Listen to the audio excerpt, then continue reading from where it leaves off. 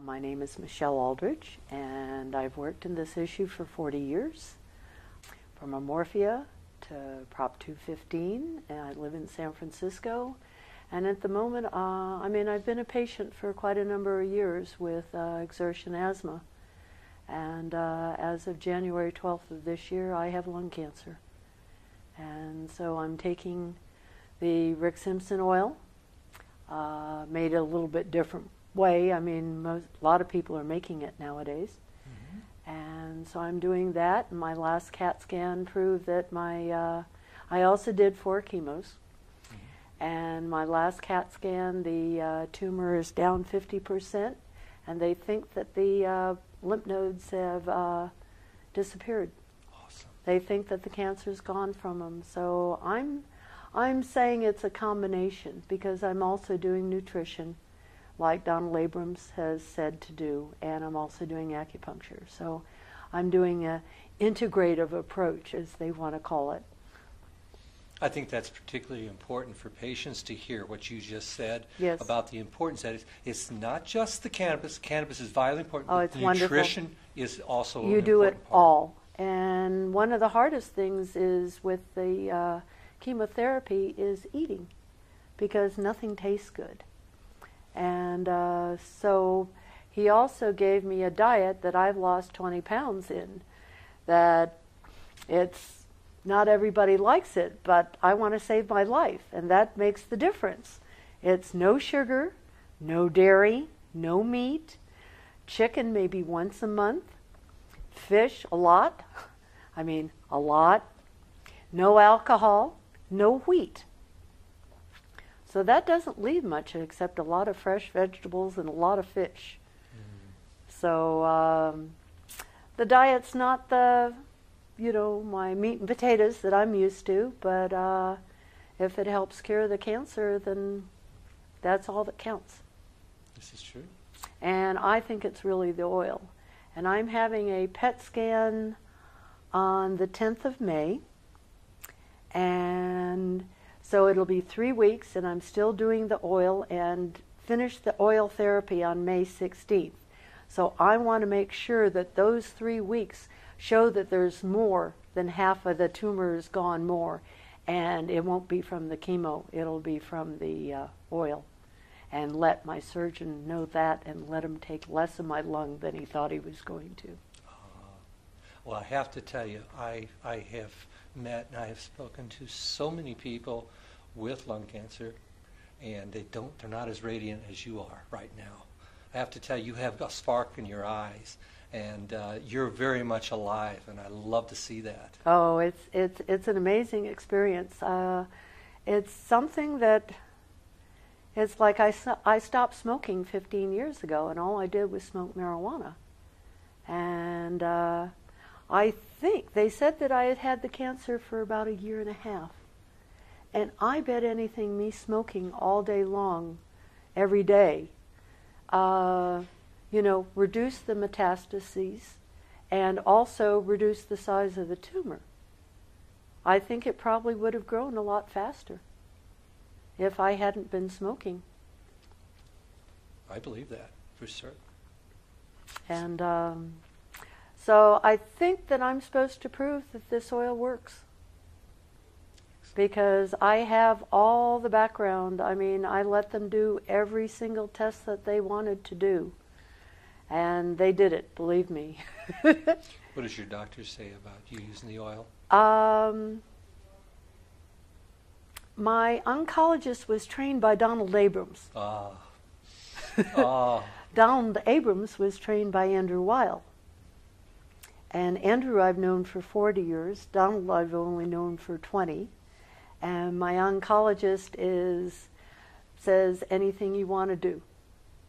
And I gave him all the protocols from Israel that they're using in Israel for it. So all the nurses in the oncology unit that he runs out of his office all have all the information, and I gave them Clint's new book and Gateway to Health. And so, trying to educate them immediately, because they're the ones that are, front line with all the patients all the time. So I used an Omicron during one of my chemos. And the nurses were amazed. Oh, there's no smoke. And we can't smell anything. Oh, this would be great for hospitals. Ah, wonderful. Yes, that's where it's supposed to be used. That's where it's supposed to be used. Fantastic. But the whole thing has been so synchronistic. I mean, I got back from the DPA conference in November. And about a week later, I was supposed to have lunch with Diane Fornbacher from Skunk Magazine. And I woke up that morning and I thought I had the flu. A week later, I go to the doctor, and it was a new PA.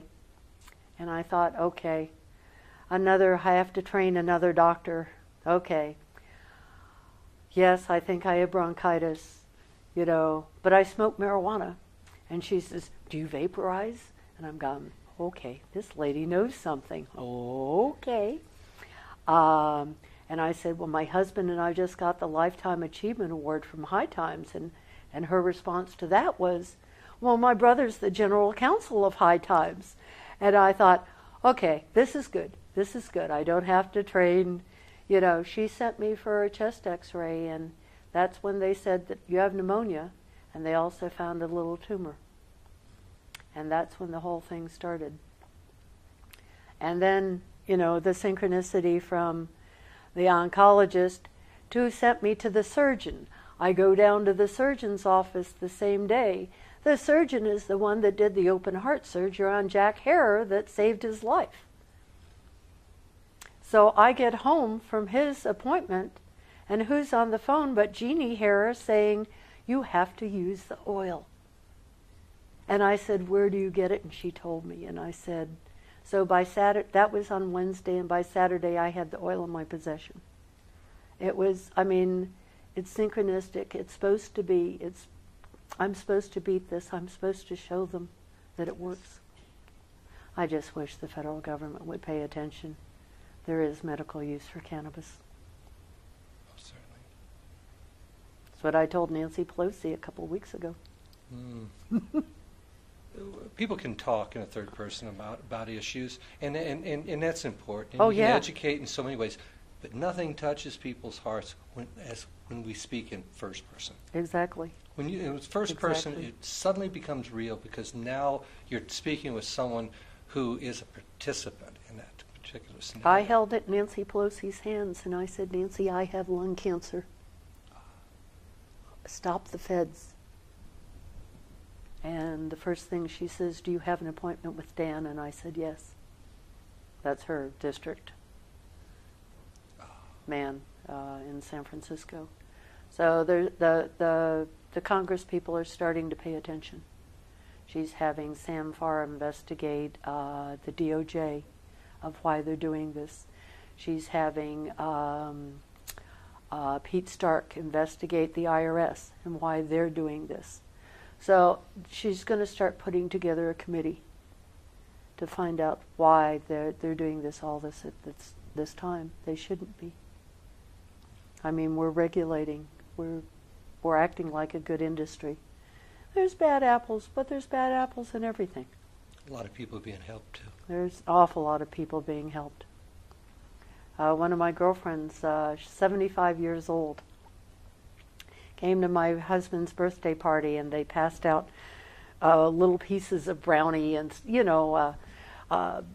snacks for the party. And she took one home, and she had it before she went to bed. She called me in about a week. She says, how do I become a member? I want to take this to make me sleep at night. She says, that's the best sleep I've had in ages.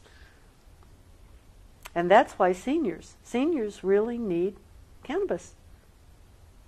Most certainly. And one of these days, we'll do it. Well, that's fantastic. Thank you. Thank you so much, ma'am. Thank you so much for sitting with us. So, I really appreciate it. It means a great deal.